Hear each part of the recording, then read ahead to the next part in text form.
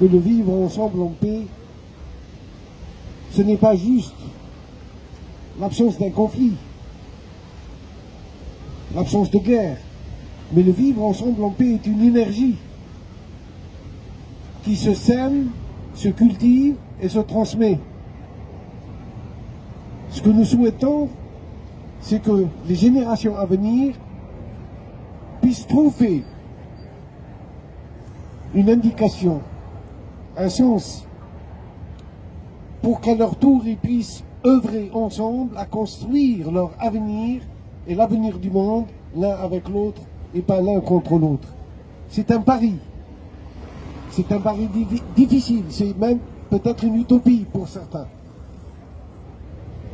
Mais je suis persuadé que comme à ses débuts, cette journée sera plus qu'un événement dans le calendrier des Nations Unies, mais un avènement. Un avènement à créer une nouvelle conscience universelle. Une conscience porteur d'espoir, d'espérance, d'humanisme, de fraternité humaine. Il vaut mieux rêver d'un idéal commun qui nous rassemble que d'avoir la hantise et la peur de rentrer demain en conflit les uns avec les autres. Mais pour arriver à ce monde dont nous rêvons et dont nous souhaitons que nos enfants le vivent, il faut s'investir. Et ces premiers pas aujourd'hui dans cette ville, c'est pas symbolique, parti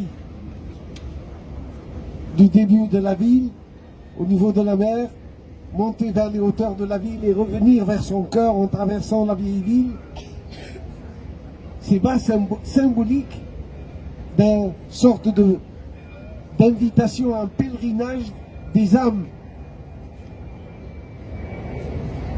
Si aujourd'hui il nous semble timide, si aujourd'hui nous sommes peu nombreux, mais demain, j'en suis persuadé et j'en suis convaincu que le vivre ensemble en paix sera dans nos écoles. C'est mon espoir et c'est pour ça que je me bats. C'est pas pour faire des marches dans la ville, c'est pas pour porter des étendards, c'est pour arriver à l'éducation de la paix, cette éducation du vivre ensemble dans nos écoles, dans nos sociétés, dans nos lycées, dans nos collèges, dans nos universités. Il est étonnant, il n'est pas compréhensible qu'aujourd'hui, alors qu'il y a des académies pour tous les savoirs, pour toutes les sciences, des académies de sport, des académies de billard, il n'y a pas d'académie de la paix. Il n'y a pas de chaire dans les grandes universités du monde qui enseigne la paix. Je vous ai dit qu'on investit peu aujourd'hui pour la paix. Et on dit même, dans un adage qui est connu, pour avoir la paix, préparer la guerre. Donc c'est un non-sens. Nous sommes encore dans cette perspective,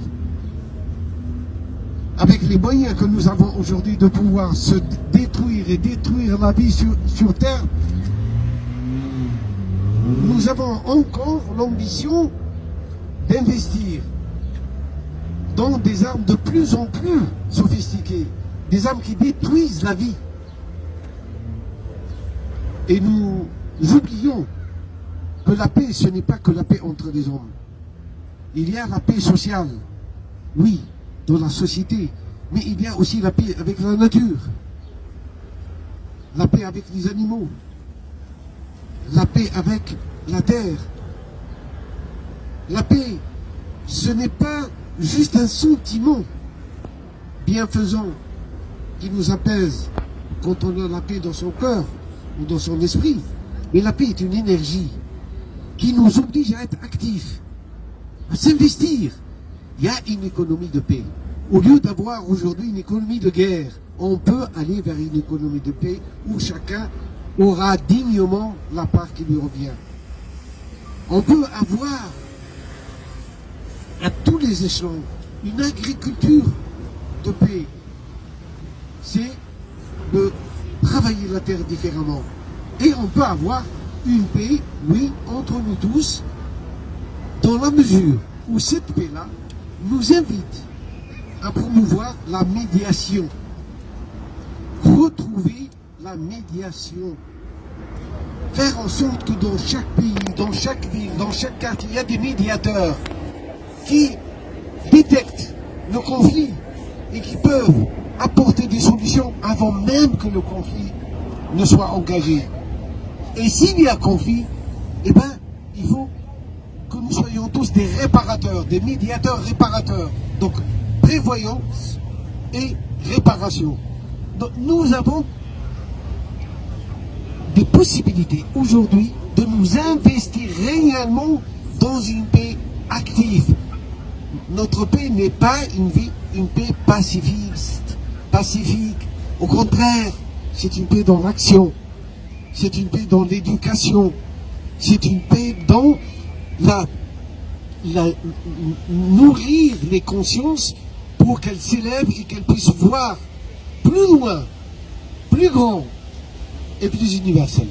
Merci à tous. Merci à tous les amis, filles et garçons, grands et petits. Et pour le 16 mai, je vous souhaite que vous le passiez un moment heureux et n'oubliez pas surtout la jeunesse, la jeunesse, la jeunesse.